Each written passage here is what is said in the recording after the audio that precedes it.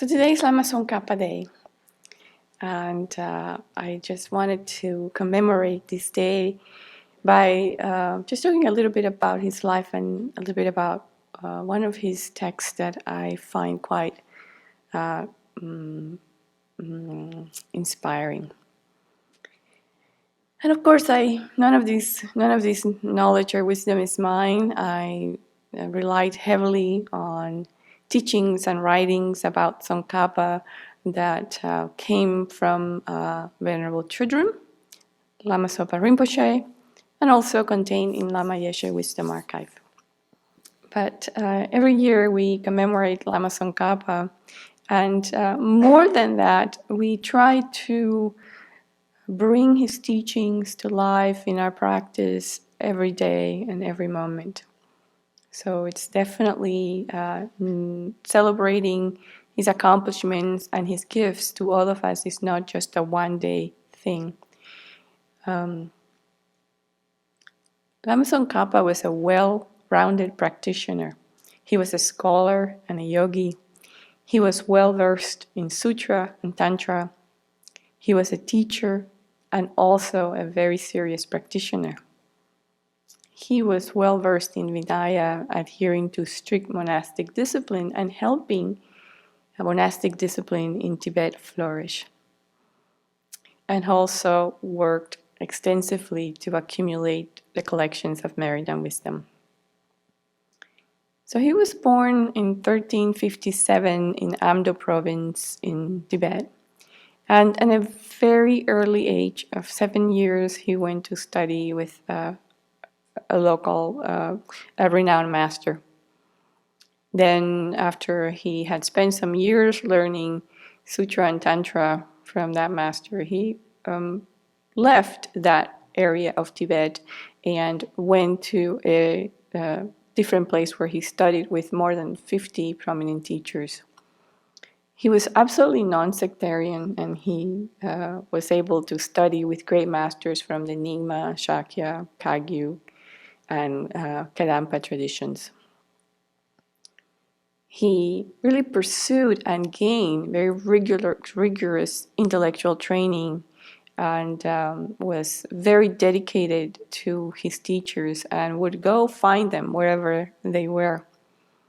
He studied extensively the works of valid cognition and of Dignaga and Dharmakirti, and was deeply impressed and moved by the efficacy of Dharmakirti's reasoning. He traveled from one monastic college to another, both acquiring knowledge and giving teachings. And then he met, at the age of 33, a remarkable Lama called Lama Umapa, who really was his conduit to Manjushri, and who really helped him find some answers by speaking directly with Manjushri and then conveying to Lama Tsongkhapa the answers to his questions, until Lama Tsongkhapa cultivated and acquired the ability to communicate directly with Manjushri. At one point, Manjushri sent him off to do some more practice, which then prompted Lama Tsongkhapa to do 3,500,000 prostrations, which are 100,000 per station to each of the 35 confession Buddhas. So that's quite a huge accomplishment. And then he also did 100,000 mandala offerings and some of the other Nundra practices. There are four particular events that really mark some of Lama Tsongkhapa's most important contributions to Tibetan Buddhism. The first one was the renovation of the statue of Maitreya. The second was an extensive teaching on the monastic discipline, which lasted several months. I mean, that's just amazing at a time when it was most needed in Tibet. And the third was establishing the Great Prayer Festival in Lhasa, which was celebrated until the occupation. And then the fourth was the construction of Ganden Monastery. which now has been transplanted to India and which houses thousands of monks. So all of these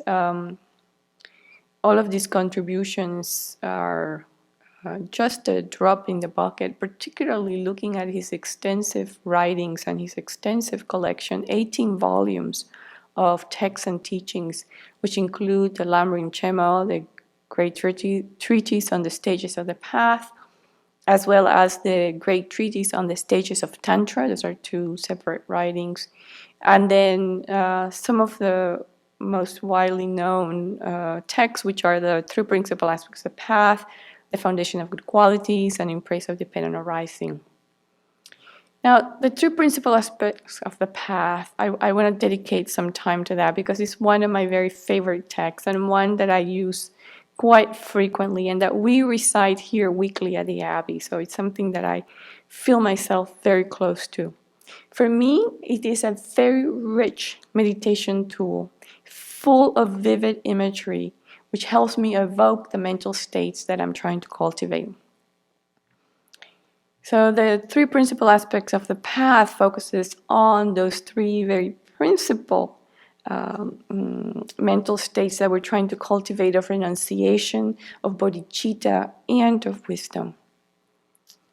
The opening homage really helps me connect with spiritual teachers and reminds me that the teachings come from them. So I'm talking now about the actual text of the three principal aspects of the path. So then that homage is followed by the promise to compose, which describe the verses that follow as pithy, as belonging to the Mahayana, and as illuminating a gateway to liberation and awakening. I mean, that's enough to get me really interested in it. And then he asks us to listen to that teaching. Reminds us how fortunate we are to have come in contact with the Buddha's teachings, and then encourages us to use our precious human life wisely. And he does it very succinctly in just a few sentences. That is the preciousness of this teaching is so packed in so few verses. Then he goes on to explain the purpose of generating renunciation, which is to pacify our attachments to the pleasures of this life. The next verse explains how to meditate on renouncing this life and future lives. And the formula that he gives is so effective. Reverse clinging to this life by meditating on the 8 freedoms and 10 fortunes and impermanence.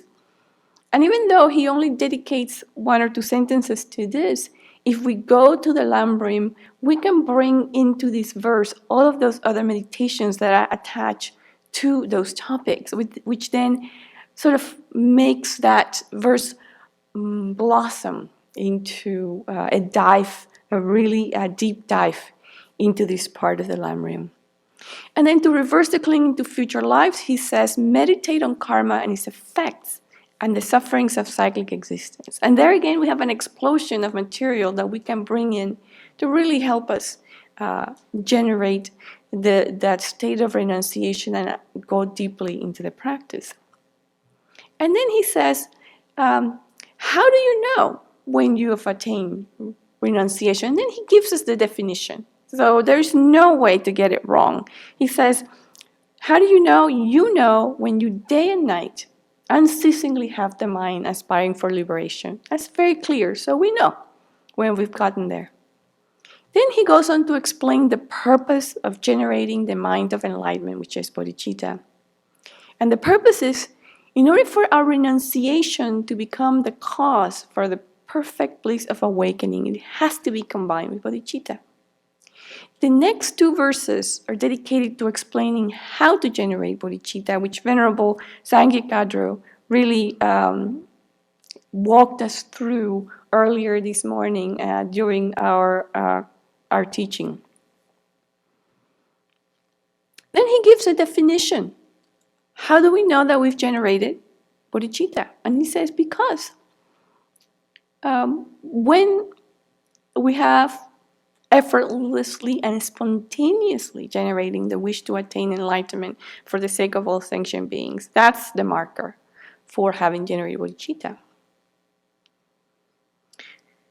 After that, Lama Tsongkhapa gives us the reason to meditate on the right view. And he says, you have to do this because without the right view, we cannot cut the root of cyclic existence. So that makes it very clear. We have a purpose, a clear purpose on wanting to do these meditations on the right view. Then he shows us what the right view is, which is seeing the cause and effect of all phenomena in cyclic existence and beyond, and destroying all forms of mental grasping. That's the right view. And he says, you have not acquired the right view as long as you see emptiness and dependent arising as separate. So then we also now have a way of knowing where we are exactly in our development of wisdom by just looking at these markers that he's giving us on this text. To conclude, he gives us the definition for having completed the analysis of right view. He says, when the realizations of emptiness and dependent arising are simultaneous and concurrent, that's what we need to accomplish. And to bring it to a conclusion, he focuses on the special prasangika view that appearances eliminate the extreme of existence and emptiness eliminates the extreme of non-existence. That's a very unique teaching of the highest view, which is prasangika. And as such an excellent teacher, he closes with the encouragement for us to continue practicing until we reach these 3 markers. So I encourage you to take this text, bring it up in your meditation every day, if you can, and focus on this renunciation, bodhicitta, and pure view, knowing that this is not a linear path. We try to cultivate these 3 every day, every time, so that we can make our practice well-rounded, just as Lama Tsongkhapa modeled for us. Thank you.